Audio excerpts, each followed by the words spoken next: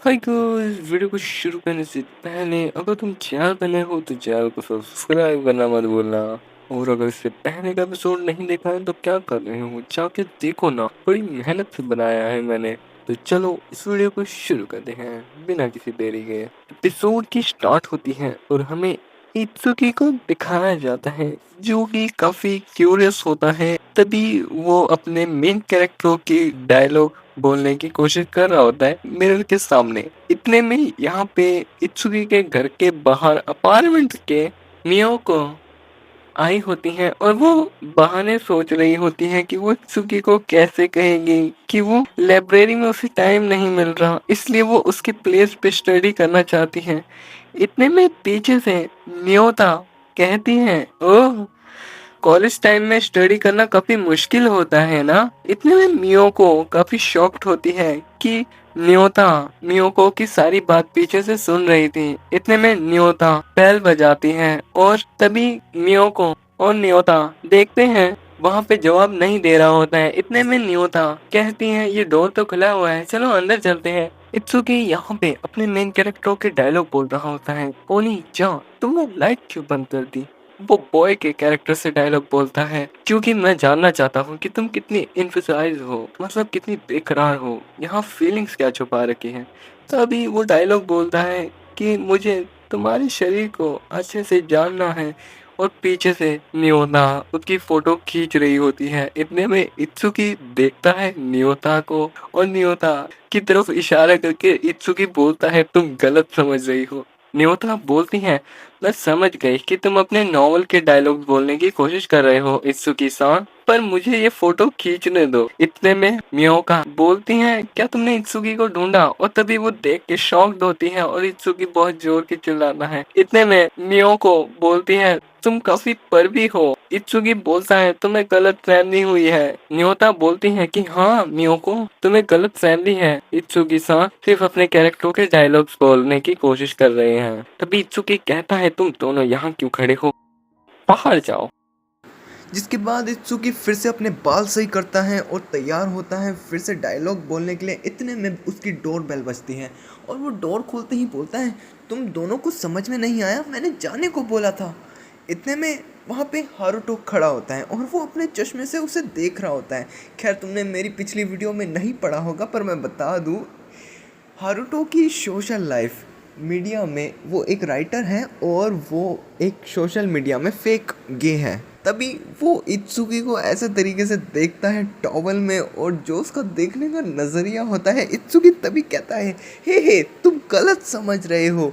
इतने में इत्सुकी की किस्मत इतनी निकम्मी, उसका टॉवल गिर जाता है और जो सीन क्रिएट होता है भाई, ऑसम। और फिर सीन शिफ्ट होता है, न्योता और मियोको को साथ में दिखाया जाता है, जहाँ पे न्योता कहती है तुम कॉलेज में हो, तो वहाँ पे तो आपस में फ्रेंड सेक्स की बातें करते हैं। तभी न्योता के सामने मियोको बोलती है, नहीं ऐसी बात नहीं है, मैं कोई वर्जन नहीं हूँ, मेरे भी 2-3 बॉयफ्रेंड हैं। वो ऐसे ब्लफ करने के लिए बोलती है। इतने में न्योता कहती है, तो सेम्पाई आखिर तुम्हारे साथ थे तो वो कैसे थे, क्विटिंग करने से पहले स्टडी।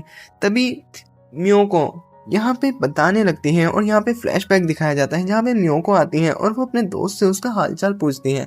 तभी उसकी एक फ्रेंड बोलती है कि उसके बॉयफ्रेंड की वजह से वो पूरी रात सो नहीं पाई।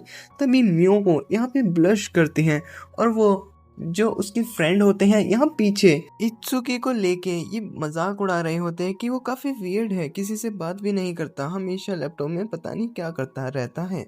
यहाँ पे मियोको बताती हैं कि इत्सुकी हमेशा लेक्चर के टाइम अगर उसे टाइम मिलता था तो लैपटॉप में ही अपनी नॉवल लिखता रहता था। न्योता कहती हैं, सुनने में तो ऐसा लग रहा है मेरे सेम्पाई के बारे में तुम सही कह रही हो। इतने में हारुतो इत्सुकी का मजाक उड़ाता है और वो कहता है, क्या मिरर के सामने तुम ऐसी हरकतें कर रहे थे। और मुझे काफी बुरा लग रहा है कि न्योता और मियोको को वो सब देखना पड़ा।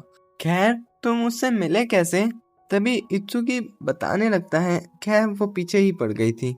और यहाँ से फ्लैशबैक होता है और हमें दिखाया जाता है इत्सुकी को जो आराम से बैठा होता है। इतने में मियोको उससे पूछती है कि वो हर वक्त हमेशा लैपटॉप पर क्या करता रहता है। इत्सुकी बताता है कि वो नॉवल लिख रहा है।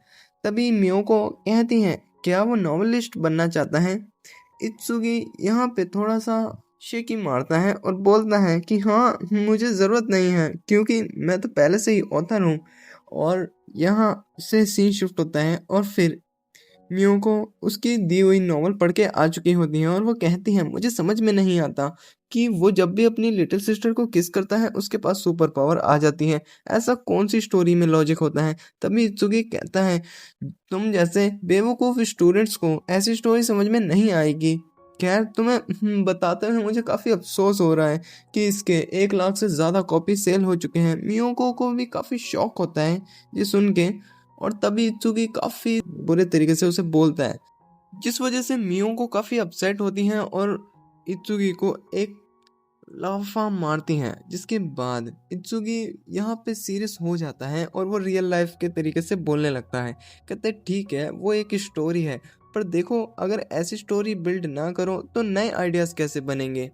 और यहाँ पे मियोको काफ़ी रोने और यहाँ पर मियोको काफ़ी रोने लगती हैं। तभी इत्सुकी उसे चुप करा रहा होता है, पर तभी वो देखते हैं कि लेक्चर हॉल में उन्होंने काफ़ी तगड़ा सीन क्रिएट कर दिया है, और जिसके बाद इन दोनों को काफ़ी एम्बैरेस फील करके बैठना पड़ता है।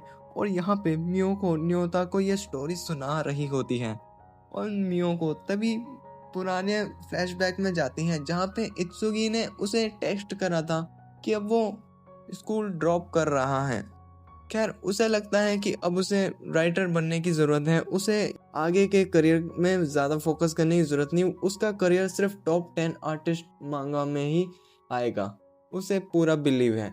और यहाँ पे मियोको इत्सुकी से फ़ोन पे बात करती हैं, जिसके बाद वो फ़ोन रखती हैं और वो बोलती हैं कि चाहे कुछ भी हो इत्सुकी, मैं तुम्हारा साथ नहीं छोड़ूंगी। और यहाँ प्रेजेंट में मियोको कहती हैं कि उसे लिटिल सिस्टर ऑब्सेस्ड वाले जॉनरा के लिए उसे अपनी स्टडी छोड़ने की ज़रूरत नहीं थी, वो काफ़ी बेवकूफ़ है। इतने में न्योता कहती हैं, मैं तो अपने सेम्पाई के साथ हमेशा उनके साथ ही सेम कॉलेज में होना मेरा सपना होगा। खैर, तुम्हें इंजॉय हुआ होगा। इतने में मियोको बोलती हैं कि तुम्हें इत्सुकी काफ़ी पसंद है। न्योता बोलती हैं कि हाँ, इत्सुकी सेम्पाई मेरे लिए सब कुछ है। मियोको बोलती हैं, अगर ऐसी बात है तो मैं तुम्हारी काफ़ी हेल्प करूंगी तुम्हें उसके साथ रहने में। और यहाँ पे न्योता काफ़ी खुश होती है मियोको की ये बात सुन के। तभी न्योता बोलती हैं कि मैं चाहती हूँ कि तुम मेरे साथ मेरे होटल में आओ। मियोको ये वाली बात सुन के काफ़ी शॉक्ड होती है, पर वो दोनों आए होते हैं न्योता के होटल पे, जहाँ पे न्योता से मियोको बोलती हैं, क्या तुम यहाँ पे काम करती हो?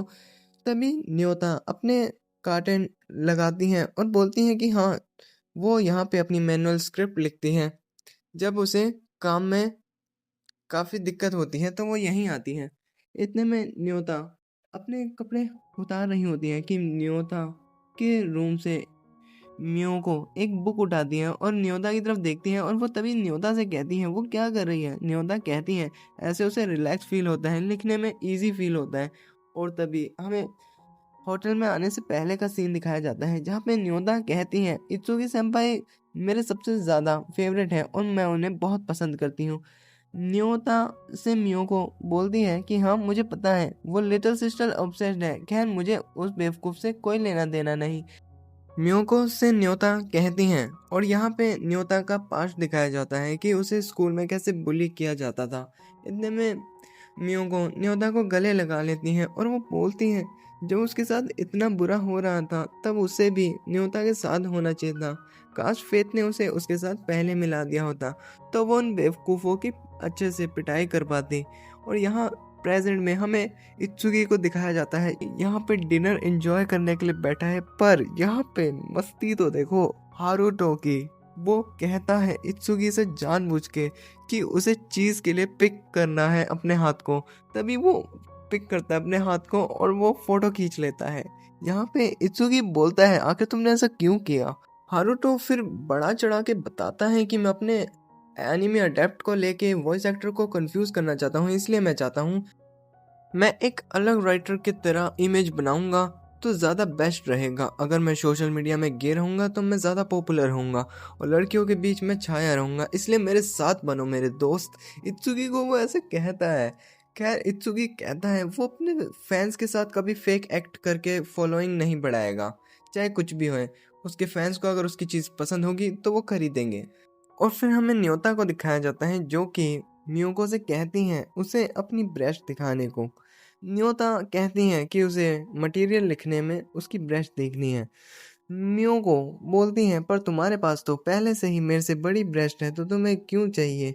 इतने में न्योता कहती हैं प्लीज़ मेरी हेल्प कर दो और वो ऐसी क्यूट स्माइल दिखाती हैं प्रे करते हुए। और यहाँ पे मियोको काफ़ी शरीफ हार्ट की बेचारी खामखा गलत जगह फंस चुकी है और वो मान जाती है उसकी चिकनी बातों में।